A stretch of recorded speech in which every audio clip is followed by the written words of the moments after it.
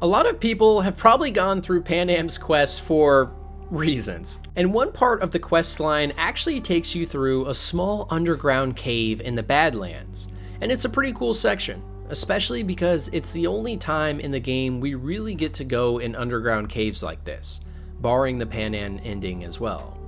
What a lot of people don't know, though, is that in the game's files, and with modding and console commands, it's actually possible to find a pretty extensive network of unfinished and unpolished underground sections right beneath Night City. These sections are dark, damp, and devoid of any content, but they are there, and they certainly seem like they were intended for something at some point. In fact, during some of the radio station's commentaries throughout the game, there's one moment where we hear rumors of corrupted corpo vampires living underground in extensive cave systems throughout Night City.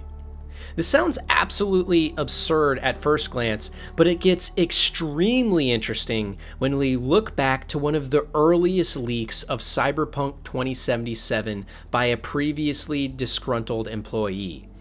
The developer noted a lot of things about the game and its progress that at the time were hated in the community, but turned out to be true upon release.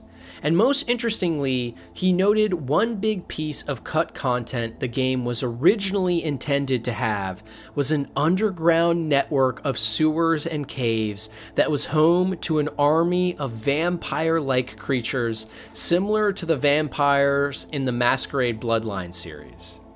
When we put all this evidence together, it starts to become very clear that this network of unused tunnels for sure was originally intended to house something.